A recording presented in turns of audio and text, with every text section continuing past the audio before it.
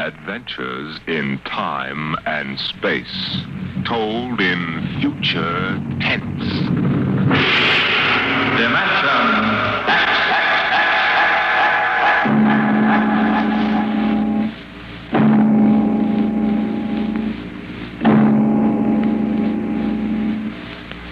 What you will hear transcribed in the next half hour represents either a magnificent hoax or the true explanation of the famous Grimshaw'S Sanitarium scandal, which made the headlines back in 1947. The manuscript upon which this account is based was removed by the New York State Police from a fountain pen cover found in the doorway to Dr. Grimshaw'S study. We offer this manuscript as evidence only. Whether it is authentic or not, you must judge for yourself.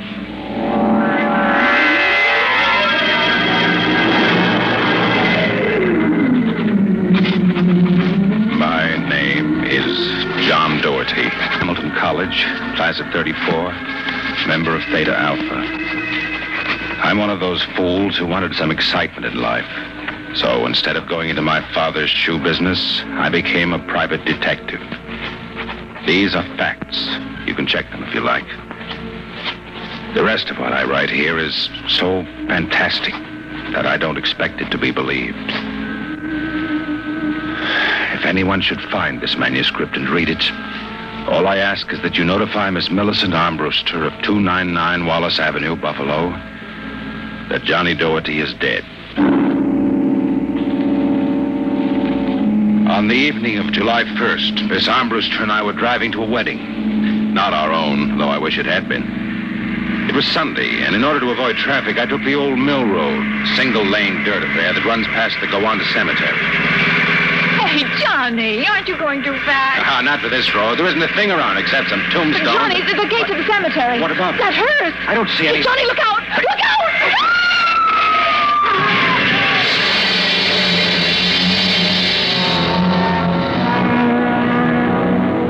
It was a big black hearse with no lights on, pulling out of the cemetery. Lucky I had good brakes. We skidded for about 20 feet and slammed into the back of the hearse. The two rear doors buckled and snapped open. It was a freak. A huge oak coffin with brass handles tipped up and began slowly to slide back toward us. Oh, Johnny, look. The coffin is sliding out. Holy mackerel. Oh, how horrible. You stay right here, honey. I'll help the driver with that thing. Hey, you okayed in the speed limits, do you, Jack? Now, look, let's not get hung up on who was right and who was wrong. I was going too fast, and you were traveling without lights after dark. Main thing is, nobody's hurt and no damage done, except for that coffin. And I don't suppose the occupant minds too much. Let's see the driver's license and registration. Right here. John Doherty. Oh, a private eye, huh? You listen to the radio too much, Junior. Now, if you don't mind, who does this joy wagon belong to? Gowanda Funeral Service. It's being rented to Grimshaw. Who? Grimshaw from the private sanitarium. Do you mind if I ask what you were doing after dark, coming out of a cemetery with a wooden kimono? We're moving one of Grimshaw's patients to a new grave. Uh-huh. Do they always travel like this? Now, look, Hawkshaw, how about skipping the third degree and giving me a hand getting the box back in the wagon, huh? With pleasure. Better screw on the cover again. It's going to slide off. Let's get it in the hearse first. Okay, Junior. You get on that end. Ready? Lift. Just slide it, brother. Who's in there, King Kong? Look out for the cover. Hey. I told you that'd happen. Hey, what's the guy's name, Junior? Why don't you ask him? Real wise guy, huh? I've got half a mind to report this accident. Go ahead. See what gets you. Grimshaw's got a lot of influence around here, mister. A lot of influence. Now, if you'll pardon me, I'll deliver the body.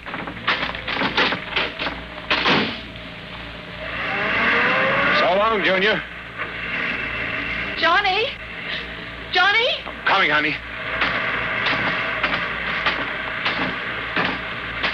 Everything all right, Johnny? Well, I thought so until a few seconds ago.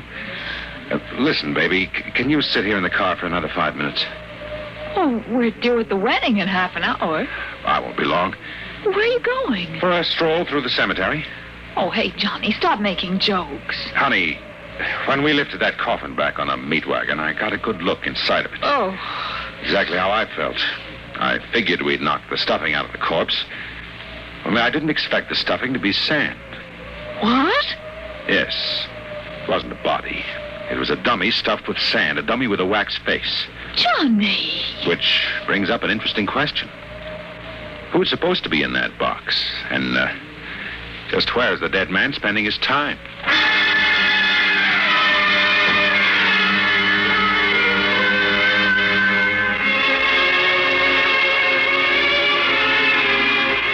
Sometimes in my business, when things drop off, you have to go out and dig up new clients.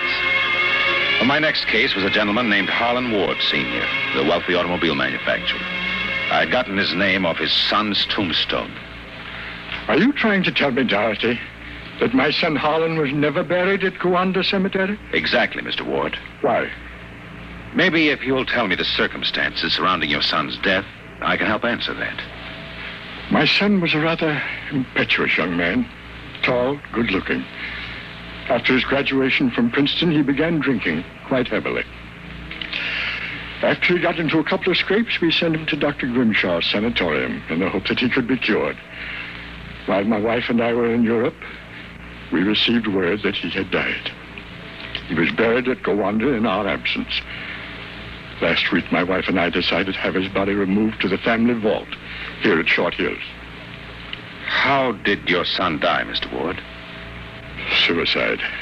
He slashed his wrists at the sanatorium. You never saw the body? No. We couldn't get back from Europe in time. I see. See here. How do I know this whole thing isn't a plan to fleece me? How do I know that you didn't remove the body yourself? You don't.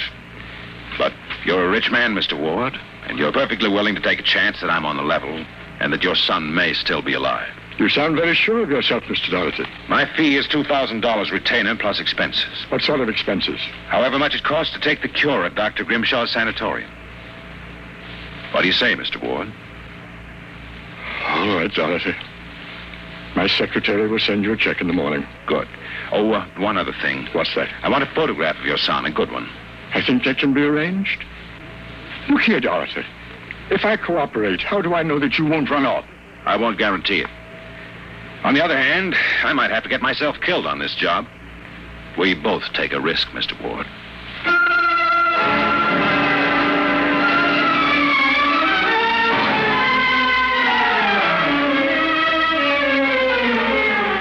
Dr. Grimshaw'S Sanatorium was just outside Gowanda, and it was strictly for the 400 at $60 a day.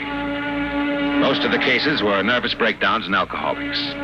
I committed myself as a dipso, and just to make it convincing, I stopped at 5 or 6 bars on the way over. I was interviewed by Grimshaw himself, a small man with a fringe of white hair. He seemed on the level. And yet, there was something just the slightest bit phony about the whole deal. You understand, Mr. Doherty. That's not my real name, of course. Social reasons. We understand. Our paid clientele is very select. Our rates are rather high. You'll be paid in cash and in advance, Dr. Grimshaw. You find us most sympathetic. How long does a cure usually take, Doctor? Well, that, of course, depends on the degree of alcoholism. This is my assistant, Dr. Voynow. How do you do? How do you do? We are accepting Mr. Doherty as a patient. We've got to place him in the ward with Mr. Kay and Mr. Crakey. Mr. Kay is a long-term patient, Mr. Doherty. Highly intelligent man, formerly a professor of plant pathology. Mr. Crakey suffers mild delusions. I think you'll find him rather amusing.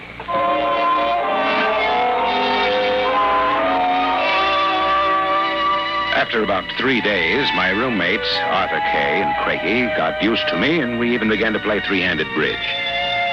Kay was a chronic dope addict, an intelligent, sensitive man. Crakey was nothing but a clown. He kept a big black cat named the Professor, which he talked to as if it were human. And so I said to her, "My dear Countess, if you don't like the company of my cat, then you don't like me."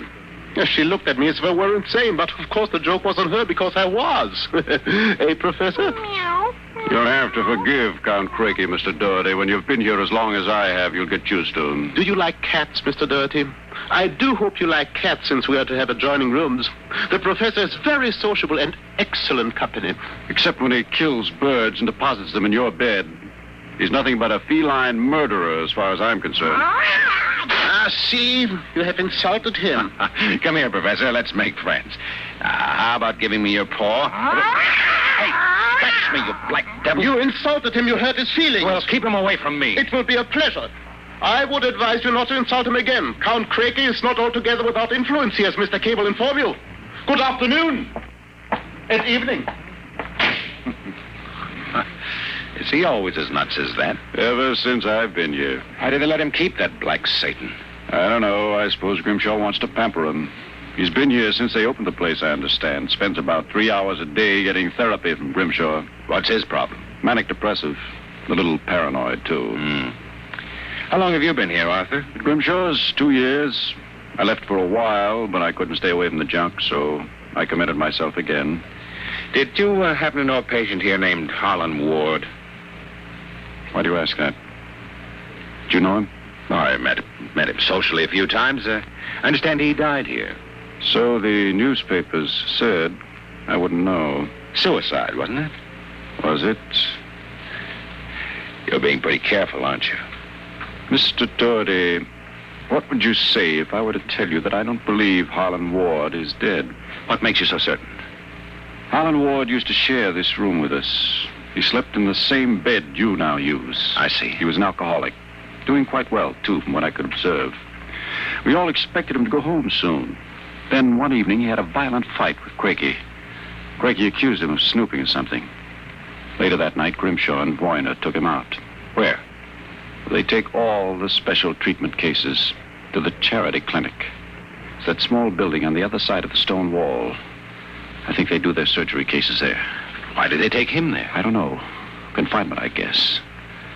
A few days later, we read about his death. Suicide, they said. Why do you think he's still alive, Arthur? This. About a month ago, I was in the garden next to the wall that separates us from the charity clinic. Suddenly, I thought I heard a sound like a child whimpering. It stopped. A moment later, this note came over the wall, wrapped around a stone. Then I'm certain I heard a blow and a scream, again like a child. What does the note say? Help me, for God's sake, Harlan Ward. I haven't told anyone yet for fear Grimshaw and Voyner might find out. It might just be some insane prank by one of the charity cases. And yet... But why should Dr. Grimshaw want to pretend Harlan Ward is dead? I'm not an oracle, Mr. Doherty. What about this charity clinic? I've always been curious. Grimshaw and Voyner make sure that no patient goes there unsupervised. Many of those who've been taken across, like Harlan Ward, I've never seen again. Arthur, how'd you like to have some fun? Like what? Like sneaking out tonight and going over the wall.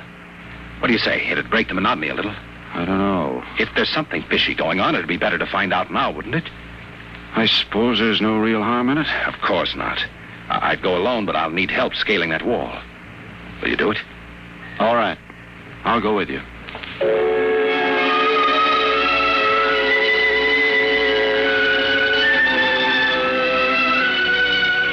It was shortly after midnight when Kay and I slipped out of the room and made our way out to the garden. Count Crakey was snoring soundly when we left. The wall was about 8 feet high, but we made it without too much trouble. Out! All clear. Give me your hand and I'll lift you.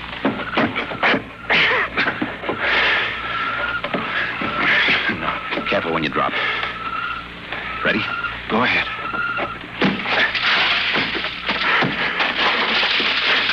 There's a charity building over there. One of the lights in the basement window. Come on. We'll make a run across the driveway and hide in that clump of bushes alongside the building. Ready? All right. Hey, hold it. Drop flat. What's the matter? Let's crawl over toward the window with the light. Maybe we can see something. I suppose you just relax. Listen. Take it easy. Sounds like Grimshaw. Much. Let's get closer. You're taking it. Come on now. Can you make out what he's saying? Very well. All right. Come on. Good Lord. What was that? Probably some patient having the DTs. I think it came from that basement window. Let's get over there where I can have a look. Easy. Wouldn't do to get caught now. Just See anything? easy and relax. It's some sort of laboratory. That's right. I can see Grimshaw, Boyna, and someone else with its back toward me. If we're still, we may make out what they're saying. Take it quietly. It will be easier. I warn you. Please. It will all be over soon. You won't remember anything. No, I don't want to go. Boy, now give it to him. No. Shut him up, boy, now. Good Lord. What is it? Come on. We've got to get out of here. What did you see? What did they do to that child? Arthur, that wasn't a child. It was a midget. The smallest midget I've ever seen. What were they doing? Trying to give it some sort of injection. When it resisted, Boyna knocked it out. Well, what do you suppose they were doing to it? I don't know, Arthur. All I know is that when it fell, it had the face of Harlan Ward.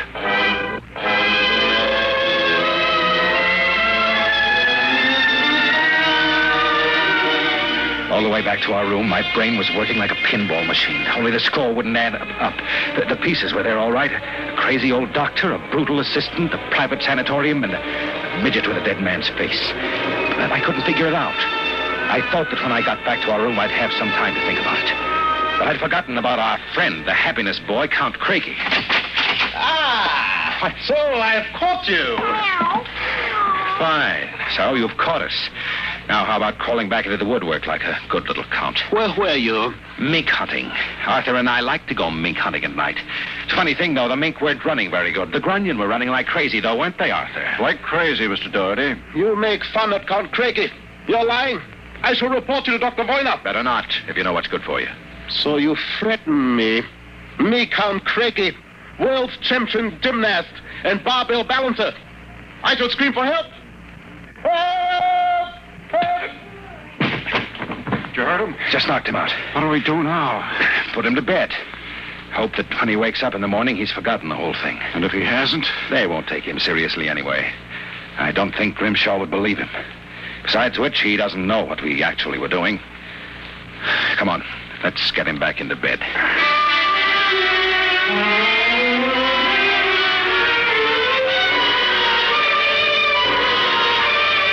I went to sleep in my own room. And the next thing I felt was the sharp jab of the hypodermic needle in my left arm. I started to struggle, but it was no use. Take it. Boyna and another assistant were holding me down. Grimshaw stood over me, the empty needle still in his hand. That's it. Be useless to struggle, Mr. Doherty. In a moment, your motor nerves will be completely paralyzed. What's this about, Grimshaw? I might ask the same of you. My good friend Count Crakey informs me you and Mr. K decided to do some snooping earlier tonight. He followed you and saw you climb the wall. Crakey's insane. That is a matter of opinion, Mr. Doherty. Crakey, hey, what is this? Perhaps my assistant, Dr. Grimshaw, would be good enough to explain. Assistant? Yes. You see, I am the actual head of the Grimshaw Sanatorium. Grimshaw? Count Crakey feigns many delusions, Mr. Doherty, but in this case, he's telling the truth. Count Crakey is actually Professor Ernst Hassler. Professor Hassler and I worked together in the Berlin Neurological Institute before the last war. Unfortunately, my political affiliations with the Third Reich were under investigation after the war by the War Crimes Commission. However, Dr. Grimshaw managed to smuggle me into this country where I masquerade as a mental patient.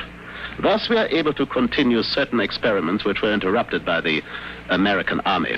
I can imagine the sort of experiments you've conducted. You and your friend, Mr. K, will discover their exact nature very shortly, Mr. Doherty. It's a magnificent opportunity to serve science.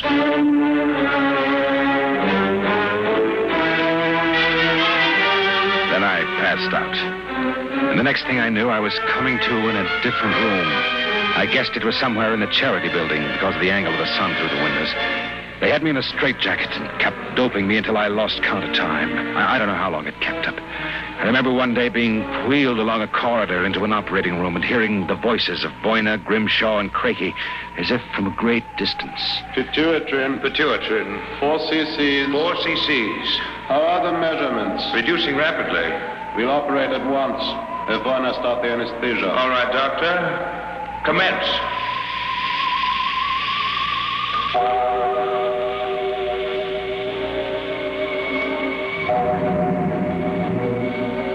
When I came to again, I had a blinding headache. And after that wore off a horrible sensation of weakness. I began to wonder if Crakey and Grimshaw weren't doing something to drive me insane because I lost all sense of perspective.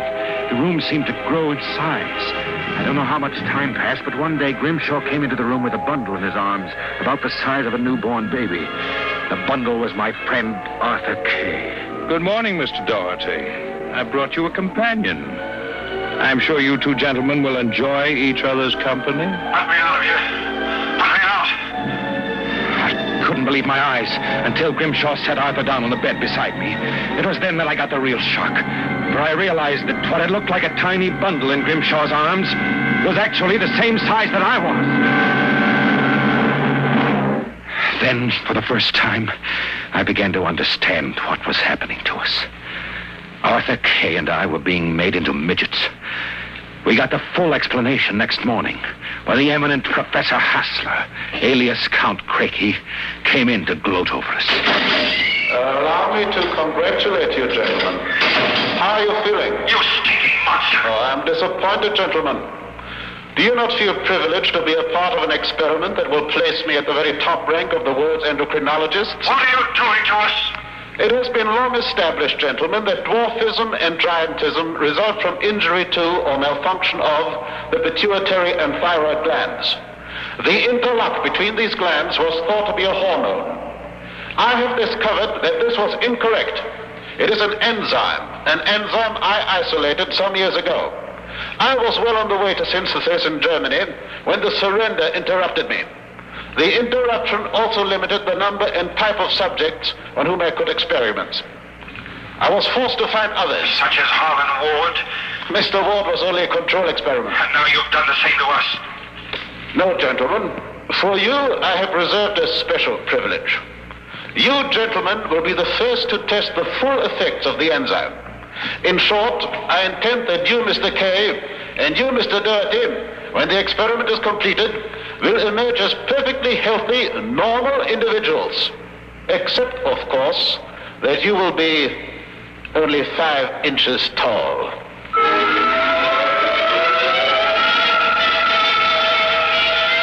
The days and nights that followed were a living nightmare. A nightmare from which Arthur and I awoke for brief periods to find ourselves in a strange new world. A huge, frightening world where everything was enlarged 100 times. When we finally emerged, we found ourselves imprisoned in a tiny mouse cage.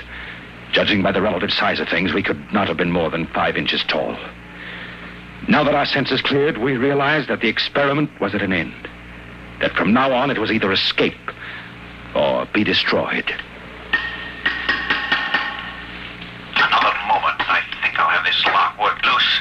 And if we escape, then what? We'll worry about that after we get out of this mouse cage. Suppose we don't make it. At least you've written the story on that scrap of paper.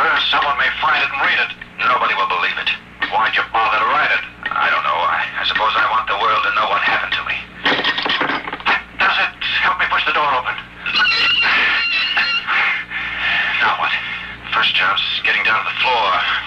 I think we can make it by sliding down the telephone cord. Are you game? Go ahead. I'm right behind you. Easy now. Look out. That does it. Now if we can figure out a way to get out of the room, that should be... Oh, listen. Somebody's coming. It must be Crakey. We've got to hide. There's the grate in the fireplace. He'll kill us if he finds us. Shh, stay quiet.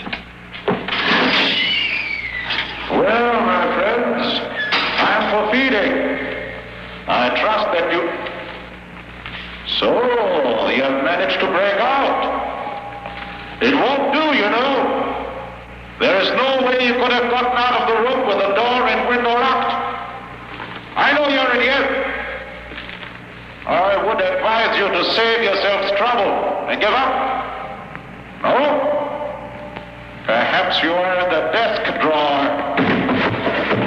Or behind this decanter. Then perhaps in this cabinet. Very well. I shall count to 5. 1, 2, 3, 4, 5. You will not get up, eh? Very well, my tiny friends. If you prefer to play the game of cat and mouse, then I shall be happy to furnish the cat. How long do you figure it will take him to get downstairs and let the cat into the building? 3 minutes at most. Then we've got 3 minutes to get out. How?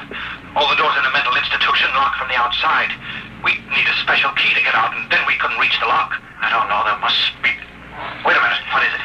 John, what? Do you see that thin strand of wire running along the molding? What about it? Do you know what it is? No. It's the automatic fire alarm. What about it? When the alarm is tripped by a fire, all the locks are sprung so that the patients can escape in their rooms. Are you certain? Positive. This door is part of the system. If I can work the insulation off that wire and short it before Craigie lets the cat in the building, let's go. Here's a tiny sliver of steel in the cage on the floor. I'll work with that. You keep it near to the door. Go ahead. This insulation is tough as rawhide. How much time is there? Not much. There's stuff here. Let me help. What was that? What? I thought I heard a door slam. Mikey couldn't be back so soon. Hurry up, Arthur, for God's sake. There it is. Stand away. I'm going to short it. Ready? Okay. We made it. There goes the door. Come on, we'll make a run for it down the hall. If we can get to the garden, we've got a chance. I smell smoke. The short may have actually started a fire. Come on. Oh, wait a minute. What's up? I have to go back. The manuscript. Don't be a fool. There's no time. Come on. You go ahead. I'll catch up. Hurry up. I'll wait in the hall. Only a second.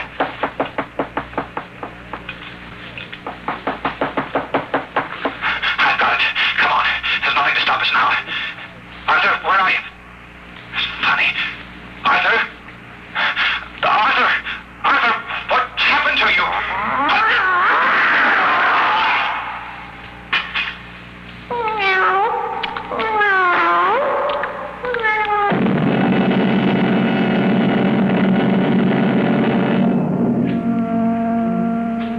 This is the record found in a fountain pen cover in the burned-down hallway of Grimshaw'S Sanitarium. There's nothing to add, except that the fire which destroyed the sanatorium and killed so many of its occupants, including Dr. Grimshaw and Dr. Voyna, was definitely of incendiary origin. It is believed by the fire chief that some small creature, either a mouse or possibly a cat, chewed the insulation off the wire and short-circuited the system.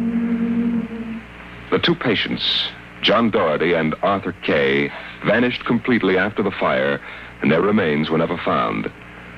Whether the manuscript which you have just heard is authentic, or whether it was the work of one of the more demented inmates of the sanatorium, we leave to your judgment.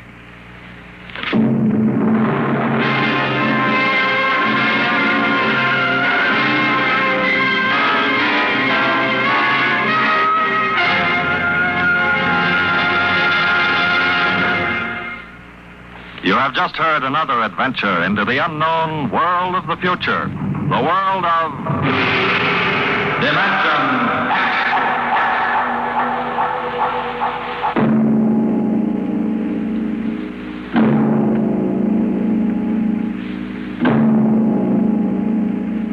Next week on Dimension X, and the moon be still as bright. The story of the first despoilers of the planet Mars, the men from Earth.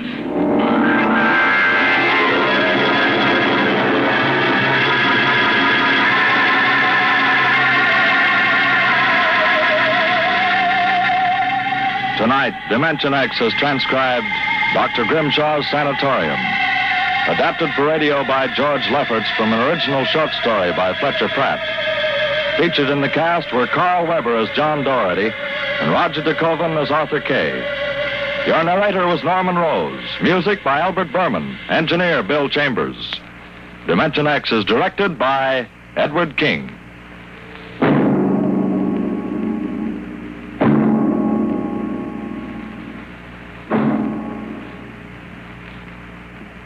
Your National Guard is a strong, well-knit military organization of men from every state and territory in the nation. No matter what emergency faces our country, a National Guardsman has insured his future. He's trained to handle himself if the going gets tough, And at the same time, he's learned new skills to help his civilian career. Regular Army and Air Force pay scales apply to every hour of training a guardsman takes. So, men, if you're over 17, join the National Guard. Keep your guard up.